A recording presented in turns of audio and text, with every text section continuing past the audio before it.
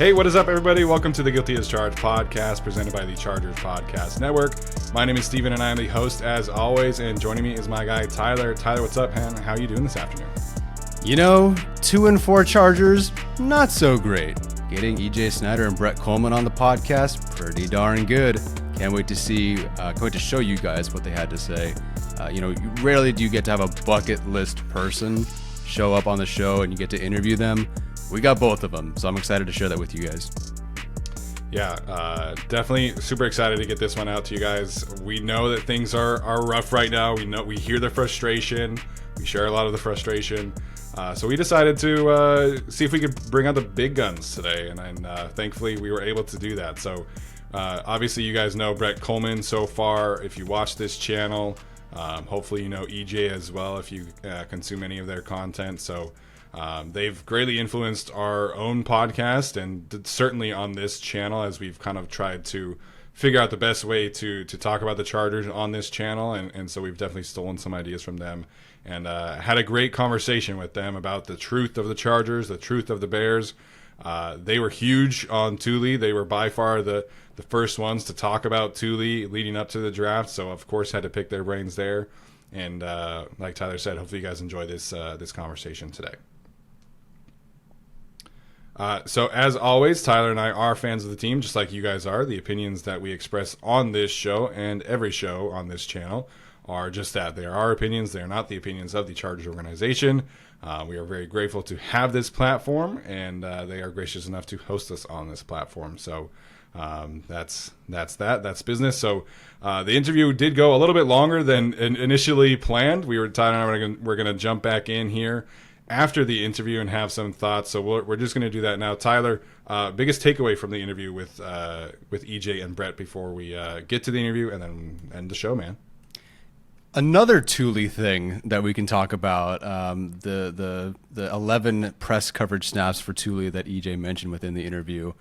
I mean, come on, man. Like, what can't this guy do? Because, of course, like, the guy who played nose guard a bit at Stanford and then some edge and then some linebacker, some D tackle, you name it, is also really good at edge and standing over a guard and in press coverage and against the run, against your tight end, against your tackle, against your guard. I mean, the dude is just phenomenal. Again, what can't he do? But anyway, yeah, both these guys, awesome. And then being high on Tuli, of course, because they're the best in the business. Yeah, it only makes sense. So, again, certainly well worth a follow during draft season. My biggest takeaway is kind of what we've talked about. The Chargers defense and their structure right now has to change this week, or it's going to be another long day for the Chargers secondary. We'll get into all of that with Brett and EJ. We'll get into all the Tuli stuff. Hopefully you guys enjoy it. We certainly had a great time speaking with those gentlemen, and obviously wish them great success on their own show. That being said, here is the conversation with Brett and EJ, and that will do it for our episode. We greatly appreciate you guys checking us out. Make sure to subscribe, like, all that good stuff, and enjoy the interview. We'll talk to you later. All right, guys, we are so happy now to be joined by the bootleg football guys, Mr. Brett Kollmann and EJ Snyder. Very fortunate that this game happened to be this week, being Chargers and Bears. So obviously by now you know Brett doing some great work on the Chargers channel. And if you listen to the Bootleg Football Podcast, which if you don't, I strongly encourage you to go and do that.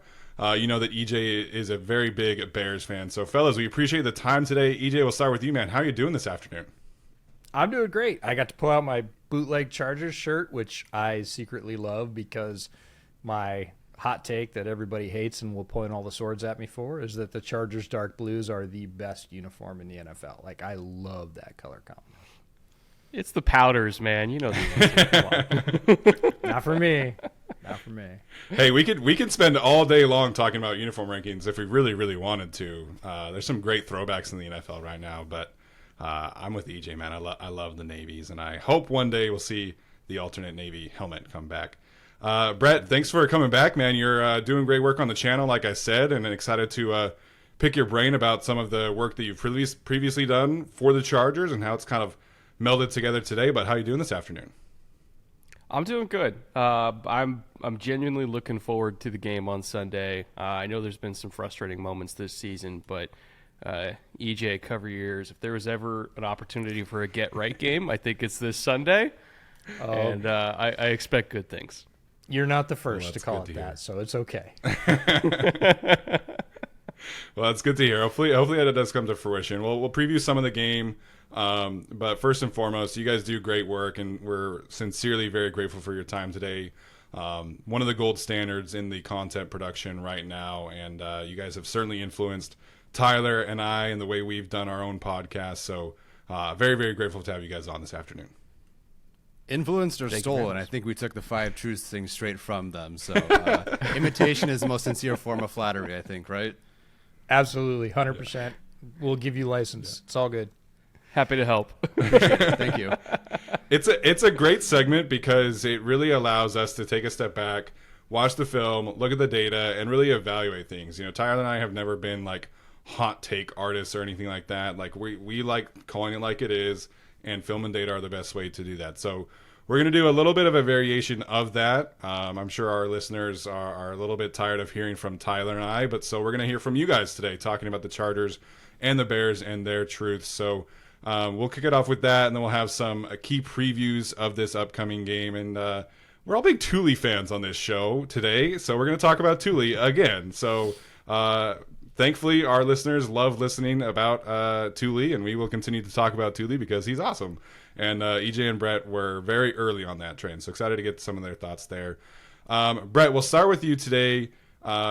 You've had, obviously, 6 games worth of Chargers tape to watch, 6 games worth of data. You did great work from the Kellen Moore perspective when the Chargers made that move. Now that we have 6 games worth, what is your biggest truth about the Chargers right now? Ooh, man. My biggest truth is they're more balanced than perhaps we've seen them in quite some time. And I don't just mean in terms of like run-pass ratio. I'm talking in terms of like the style of how they run the ball. Like it's a very versatile run game. It's a run game where they have a lot of answers for whatever front you're going to throw at them. You know, I obviously Eck being down for a little bit impacted things, but like from a schematic perspective, I've been very impressed with what Kellen's done. I think there's a lot of run games in the NFL that feel a little bit one-dimensional in the sense that they have a few core concepts that they lean on and they don't really touch anything else. But I've seen the Chargers run everything this year, like outside zone, inside zone, power, counter, like all manner of pin and pull.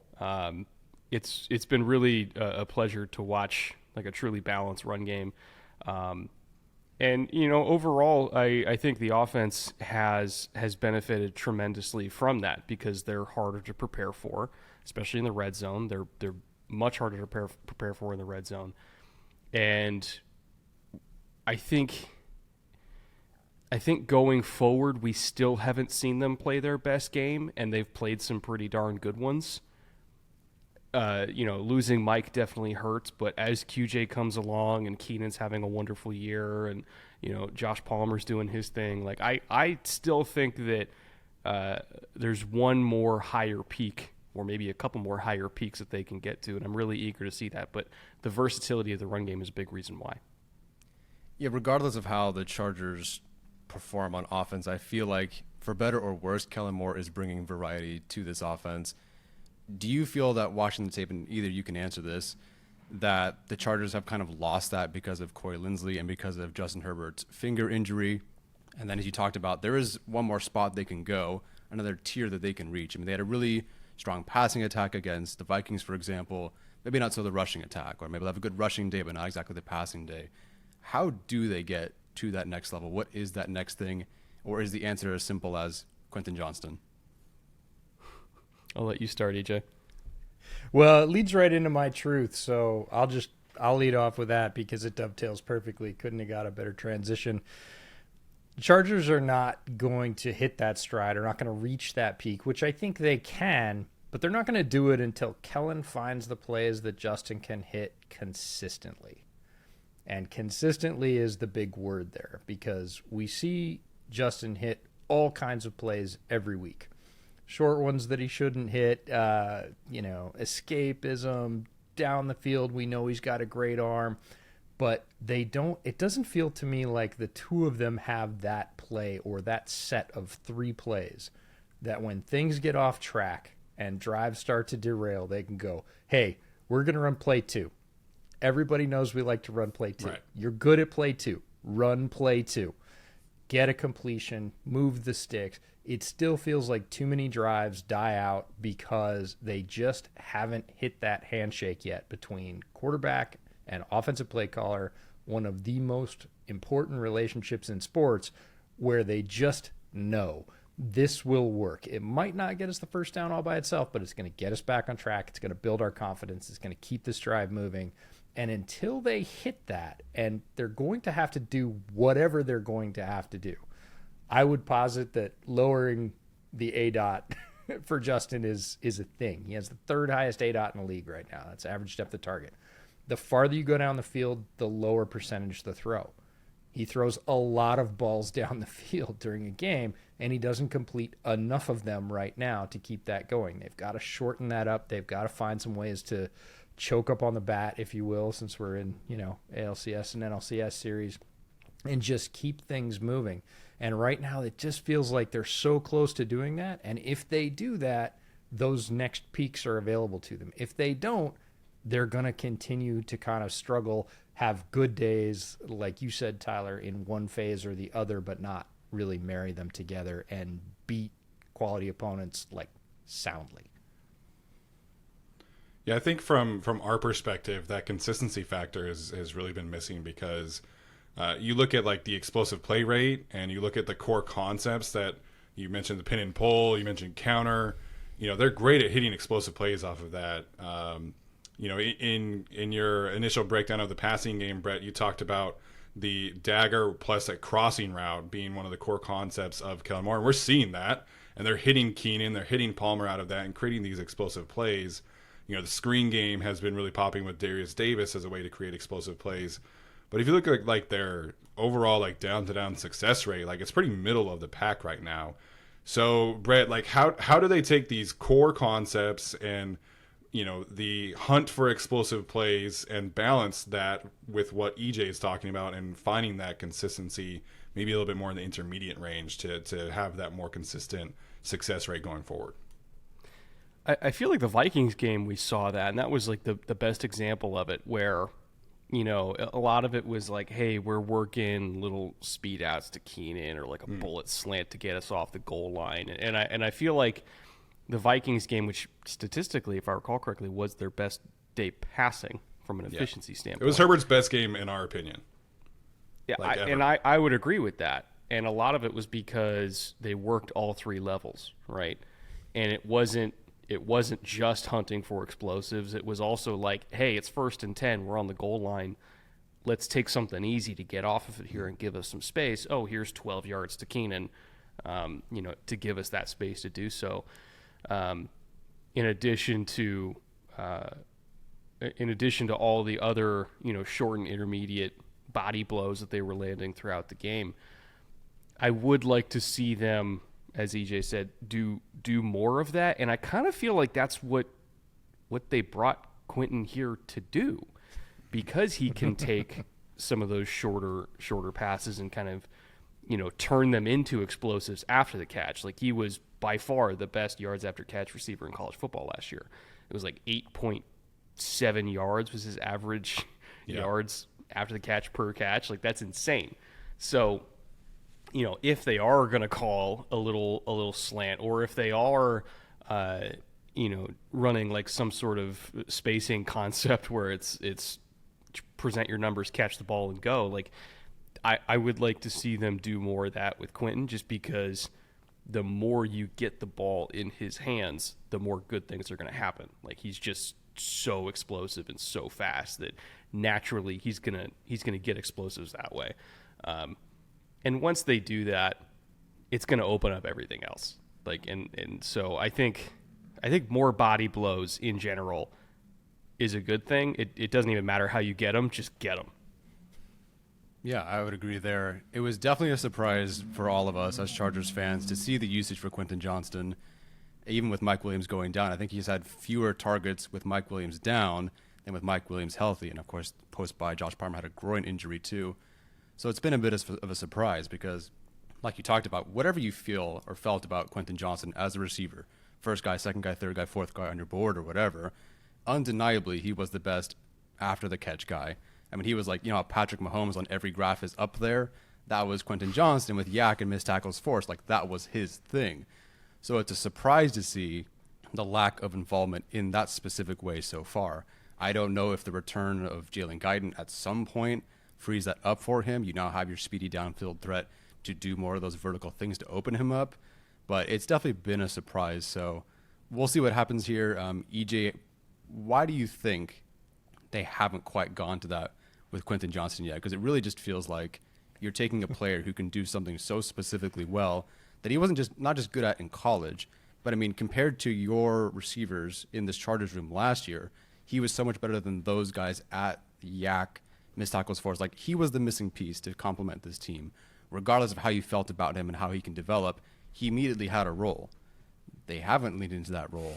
What do you think has been happening so far?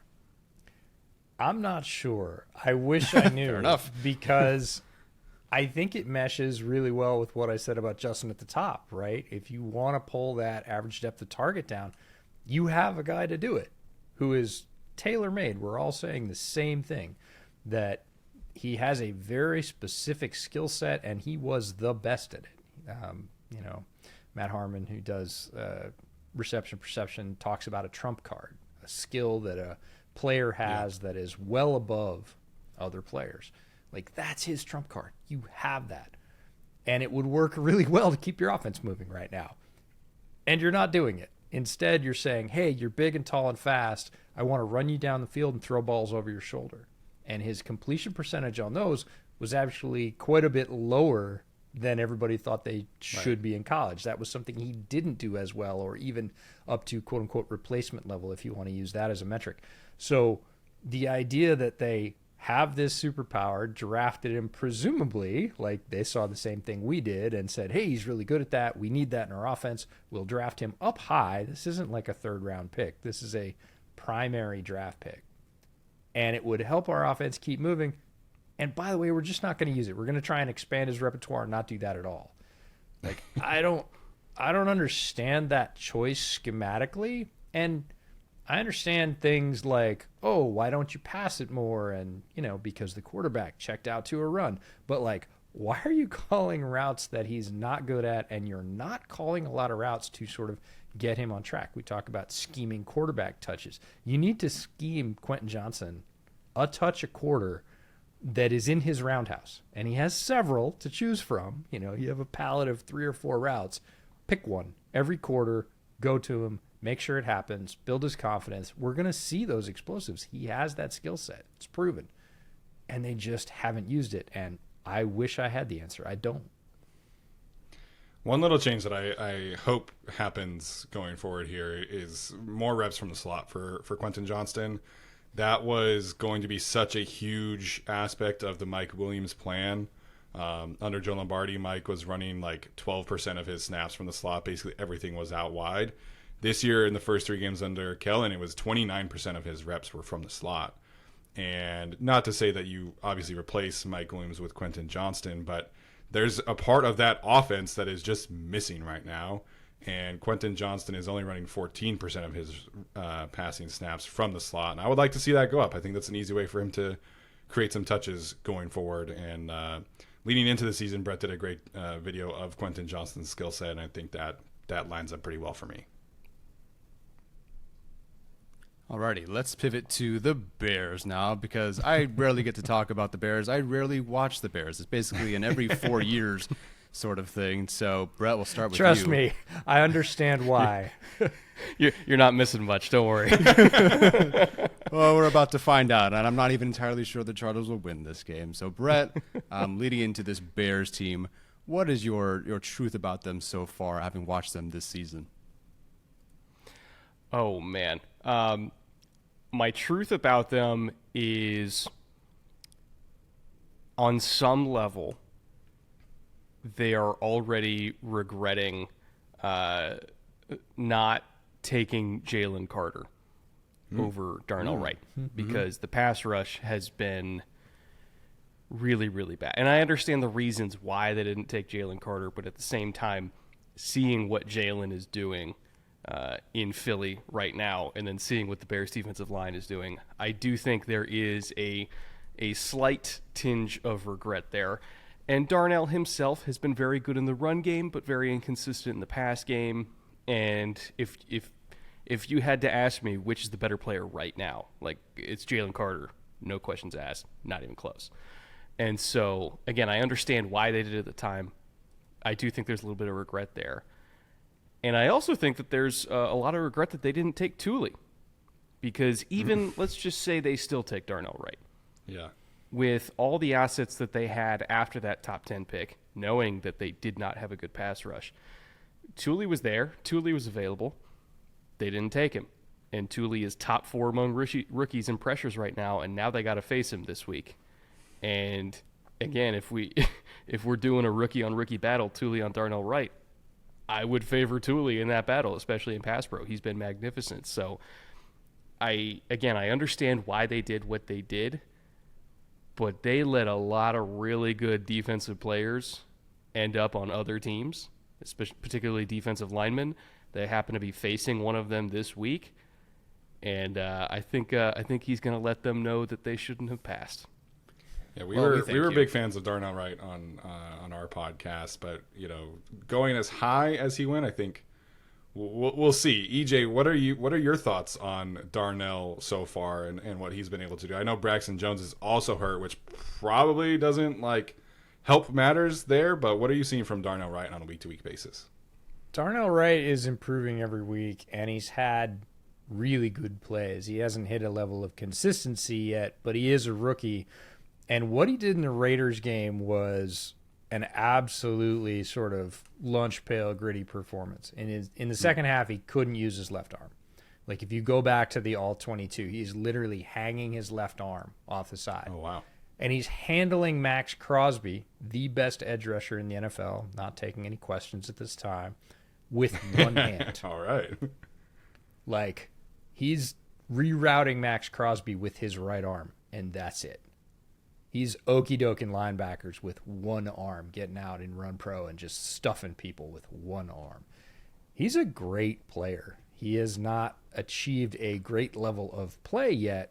The injury is concerning. We'll see if he's, full go this week or not. But to be able to do that against really quality players when you are clearly, I'm just going to say it, injured, like not hurt, injured, you can't move your arm, was super duper impressive. And again, to see him paired with a guard next to him with a lot of power. Tevin moved over to the right side last week for the first time.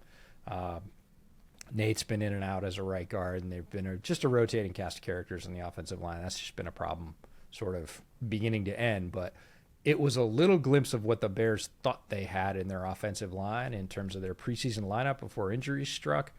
And they did amazingly well. When they ran to their right side against the Raiders, they had 13 carries for 81 yards, 6.2 per attempt. And again, Darnell Wright didn't have his left arm for the second half, so that includes those numbers. 9 first downs. When they went to the other side, Cody Whitehair and Larry Borum, not so much. 17 carries for 56 yards, 3.3 per attempt, and 2 first downs. Now, those stats are credited to our buddy Bill Zimmerman, but when they went right against the Raiders, they made hay behind that right side, and it's a sort of glimpse of hope. It is not the whole thing. Darnell Wright is not a finished player, but a little bit of the Bears going, yeah, this is what we thought we were going to get. Look at that. And just those two powerhouses on the right side beating people up. If it was me, I would keep them there. I would rotate whoever else we need on the rest and just keep Tevin and Darnell as the young stalwarts and have them go beat the hell out of people because they're both really capable of that. Well, that's I think a lot of fun. It was Tevin, honestly, Tevin for me was the difference maker because especially when they were running all the zone stuff, because Darnell only had one arm, you saw Tevin literally crack people in the ribs and shove them outside where it's all right, now you got him, Darnell. Tevin was very conscious of what Darnell could and couldn't do, and I think he played a whale of a game at right guard. And And I do think that on some level, and I can't remember if it was during the show or not when EJ mentioned there was like the vast majority of Bagent's passes were 8 yards or less. I think a lot of that was because they knew that if they had to hold on to the ball longer to go down the field, they probably weren't going to hold up in pass protection overall. But boy, they could really run the ball. Well, Yeah, that's kind all of our grit, all sorry, you know, Tyler. go out. No, you're good. Go after it, kind of bowl. You know, Max Crosby, Darnell Wright, Tevin Jenkins. That's not a bad set of matchups to watch there. I do have to ask about Tyson Bagnet. What were the expectations going into this game? Was it just a range of expectations? Did you expect 2.5 yards as your average depth of target? And why was that so successful for them? Because the Raiders, they couldn't stop it. I can't speak for EJ. Again, EJ and I have not compared notes before this appearance whatsoever. So Which EJ is can always disagree fun. with me on this. That is exactly what I expected. It worked, okay. but that is exactly what I expected, just based on what we've seen from Tyson as a player in preseason, as well as at Shepherd, because EJ and I are degenerates and did have Shepherd with me. We appreciate exactly that, what by I the way. And you know, obviously we saw the Senior Bowl too. Like we were able to watch all the team practices from Senior Bowl and kind of see him throw it around and everything. And like that's stylistically like what he's good at. So I wasn't surprised by the average depth of target. Slightly surprised by the result. Like slightly surprised that it worked at the NFL level. Not surprised by the plan. No, I would agree that if anything, it was a little more conservative even than I expected, but I expected short to medium in that order. If short worked, go to medium. Short worked, they never went to medium. I think he had 4 targets over 10 yards of depth, and only 2 of them were completed. And again, after he came in relief duty in his first outing, he ends up throwing a duck of an interception to kind of seal the game and gets, strip sacked early. So I think they really wanted to build confidence, lean into his skill set, and everybody rallied. The reason it worked and surprised Brett and I in terms of effectiveness, even though it was kind of what we expected to see coming, was everybody rallying around him, including the offensive linemen, all the pass catchers. Darnell Mooney got involved in a way that he hasn't gotten involved for really the whole season. All the running backs running hard, backup running backs at this point. You're down to 3rd and 4th stringers. Everybody was just grinding for yards and leaning for the sticks and taking on that one extra piece of contact. And there was a real energy going through the offense. But I want to caution people, it's not sustainable. Like, Tyson Bagnet is a really good QB2. He is just exactly what you want as QB2. He can come in, he can execute the offense, he can be accurate, he can be quick, and as he gains experience in the league, he can stretch into that medium zone. We saw him do that at Shepherd, where he had a high comfort level, and he worked very well in that zone. He is not a deep ball thrower right now. Not saying he's not ever going to be, but that's, again, not the strength you want to lean into. If you squat on the Bears' short passing game right now, they're done. Because there isn't another hit, right? Because if you are playing cover 3, press, and you come up and you say nothing in the 5-yard zone, I don't care if it's run or pass, we're just coming forward. We're going to snuff everything in a 5-yard zone and just dare you to throw it over our heads. I don't think there's consistency in that offense for the Bears, and it's going to take away all the things that worked against the Raiders. Well, that's great, because the Chargers are doing the opposite of that right now. Right now, the strategy seems to be daring teams to throw it short. So, They can do it's that. really a frustrating game plan the last couple of weeks against teams that also like to throw it short. So it blew my mind looking at Tyson Bagnet's numbers, because it was the average depth of target was extremely low, but then his average time to throw was pretty high. And I was like, okay, normally that's not the case. Normally it's like when your 8 is low, it's quick, you're pulling the trigger quick, but that was the opposite. So, Brandon Staley said on Sunday that the team needs to reset, and I think a part of that has been the secondary performances and just the constant soft zone and off coverages here.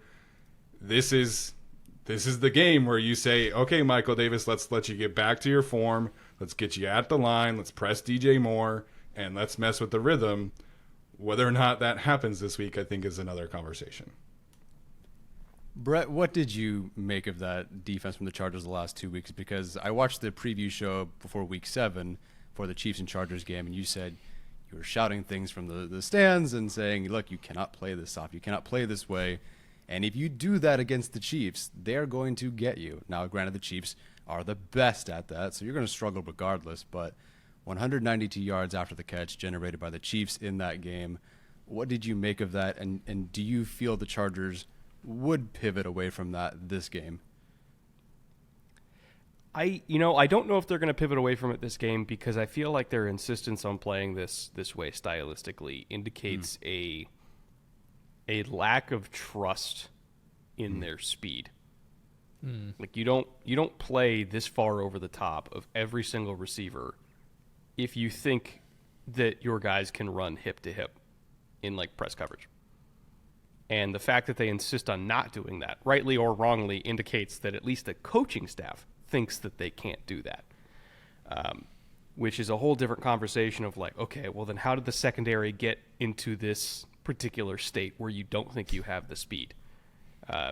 Like, do you not think that Michael Davis can play press coverage all day anymore? Like, do you not think that Asante has the second and third gear to stay with guys hip to hip down the field? Like, do you not think that the safeties can run man-to-man with the 34-year-old Travis Kelce? If so, that's a whole different problem that we are now in, and arguably a worse problem. So I feel like the style is determined by what the coaching staff thinks is possible. And apparently what the coaching staff thinks is possible is we are going to create an umbrella, and we're going to give you whatever you want underneath, and we're going to try to tackle, and we're going to live and die by our ability to tackle. Couldn't do it against Dallas. Definitely couldn't do it against Kansas City. And the problem is Tyson Bagnet is more than happy to give the ball to DJ Moore in space and say, go ahead, do all the work, DJ. And, if you thought that Travis Kelce was good at burning angles, wait till you see DJ Moore.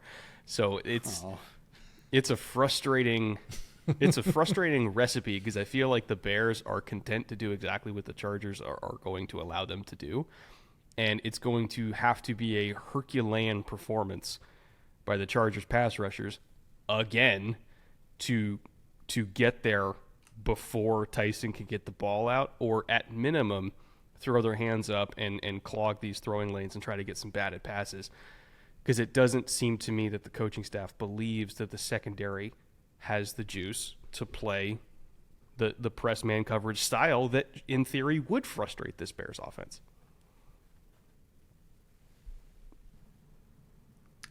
Well, we'll see how that one goes, I guess. I genuinely, and we'll get back to the run game here, because I genuinely am very, very excited. And we can pivot like this into the Tuli conversation too, because, the Bears are running the football more than any team over the last 3 weeks with Justin Fields, with Tyson Bagnet. They're running for more yards per game than any team over the last 3 weeks. Their success rate is really good. And despite the struggles in the passing game, the Chargers' run defense has been very good this year. And a large part of that is Tuli and what he's able to do consistently on a down-to-down basis, the way he's been able to, close space against pullers or just the brute force against outside zone.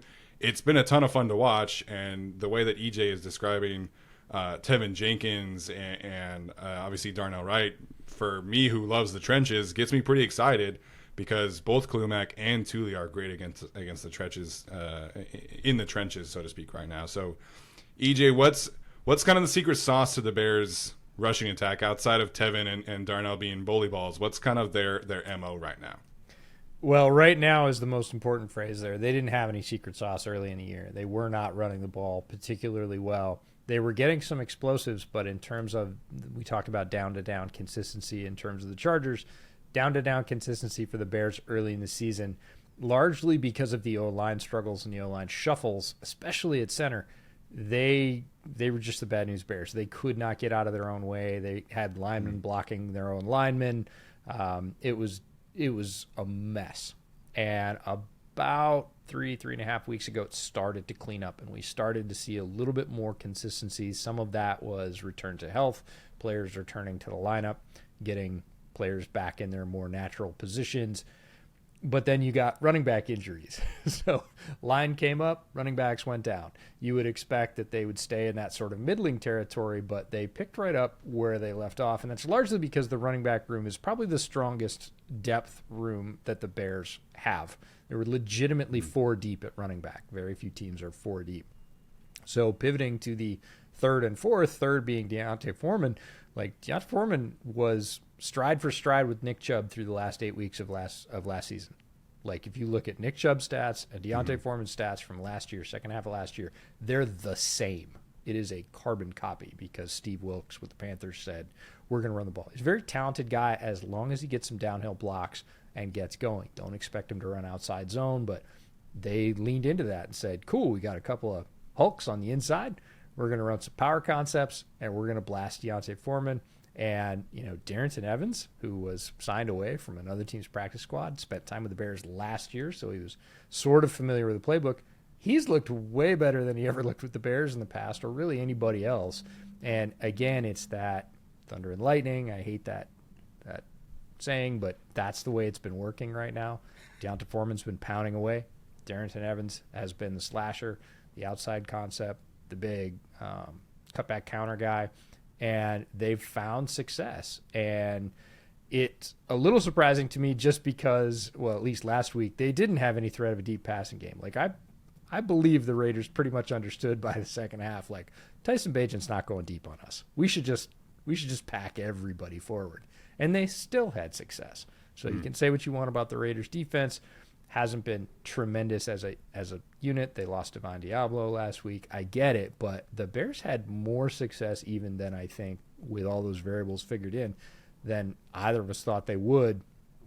It's looked really good, and it's been, as a guy that loves the run game, pretty refreshing because the first month of the season as a Bears run game was not pretty to look at. We were just talking about why it wasn't working and where it was failing and why it wasn't supporting the offense as an equal part and the load that was putting on Justin and everything else. In the last couple of weeks, we've been able to hey, look at this.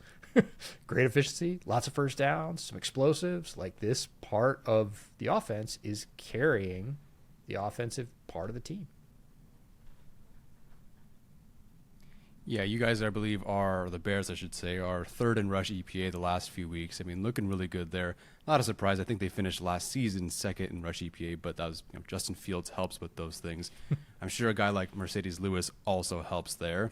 Yes. It'll be a big matchup this week between one of the oldest guys in the league, Mercedes Lewis, versus Tuli Tuipulotu, one of the youngest guys who just turned 21. How has he, and Brett, we'll start with you, and last question so I can get you guys out of here.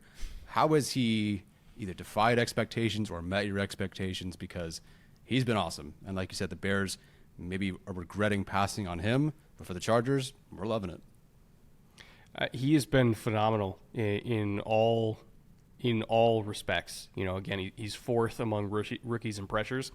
2 of the 3 guys ahead of him are Jalen Carter and Will Anderson, who were arguably the 2 best players in the entire draft class. So he's mentioned in the same breath as them, and by the way, also he leads the Chargers in run stops. He lines up everywhere and does everything. 4-point stance, 3-point stance. They'll put him in a 2-point stance over the guard, and he'll backdoor guards and get TFLs that way. Like, he's been fantastic.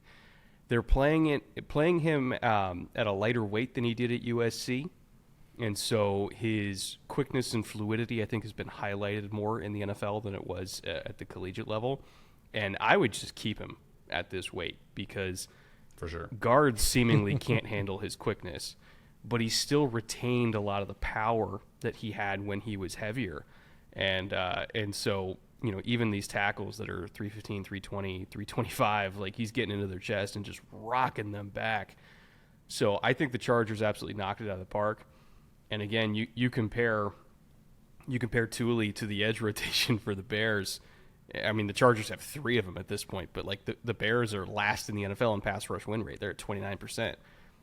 Tuli by himself, would be, I think, the pressure leader in Chicago right now. So, again, Chargers are very lucky that he fell that far. EJ was a massive Tuli guy coming out. Like, he thought he should have been a first-round pick, and then to see him slide and slide and slide and then not end up in Chicago was heartbreaking for him. But Chargers are very happy about it. Well, I remember, I think I said this before, but I remember listening to your guys' show about Tuli, and that was the first time I went back and watched him. And the first game I watched was Stanford, and they had him playing nose guard that week for like 35 snaps. And I'm like, EJ and Brett said this guy is an edge rusher. Like, what is going on here? But I stuck with it, and I like Tuli, not as much as EJ did, but again, influencing the show, influencing us, because I would not have stuck with that. I would not have watched him play nose guard and stuck with it if not for your guys' opinions there. So, EJ, what are you seeing from Tuli from afar as a Bears fan right now? Well, as a Bears fan, it's just tears, right? I wanted him very badly to be a Bears. But he's one of those guys that you fall in love with his film. He was on our honorable mentions list for our Defensive Gems episode.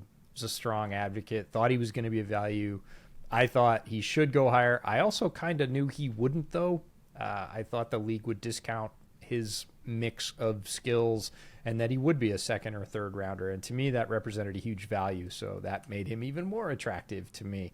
I'd say he's met my expectations for him, but I had super high expectations, maybe the highest in the draft community that I know about. So, his usage is fantastic. And when I was digging around for this episode, I found a fun one. Brett, you're going to love this. He leads edge rushers in press coverage snaps for the league. Of course he does. At first, sure. At first, I was like, "Oh, let's just see if he leads all rookies." And I screwed the filter up, and I didn't sort it for rookies, and he was still at the top. And I was like, "Oh crap, he's leading the NFL in press coverage snaps for edge rushers. He has 11." Which doesn't seem like a ton, but it's a whole lot more than obviously anybody else playing edge in the NFL. Again, inside, outside versatility you talked about in college, his usage, they had him slid in, nose, 2-eye. They played him at 4-eye. He would occasionally play wide 9. And he just terrorized people from all those alignments. Tons of effort, tons of physicality, and a lot of savvy. He didn't always just get it done by out-athleting people. And oftentimes put himself in the right position that required film study, that required an understanding, if I do this, the offensive lineman's going to do this, and then I'm going to be in the spot to do that. I loved all that stuff about his game. He's done that and more for the Chargers. Plus, apparently he covers. So why not? Let's do it. Why not, indeed. I had not seen that stat until just now, so that's awesome. So along with everything else, he's a great interview, great guy, super humble off the field. We're big fans of Tuli on this show. So all right, that's gonna do it for us. Brett, EJ, thank you guys so much for joining us today. We are super grateful for your time. We kept you longer than we initially planned, so appreciate the graciousness of your time. Chargers fans, sincerely, go check them out. If you're a draft nerd, they are the best in the business in covering the draft. If you want deep dives on every team in the summer, definitely encourage you to go check those out. They put a ton of work into that, as we were talking about before the show. Sincerely, one of the gold standards in the industry right now, and we really appreciate your time. So, Brett, EJ, thanks for joining us so much, and we'll talk soon, I'm sure. Thank you for having us. Yeah, we appreciate it.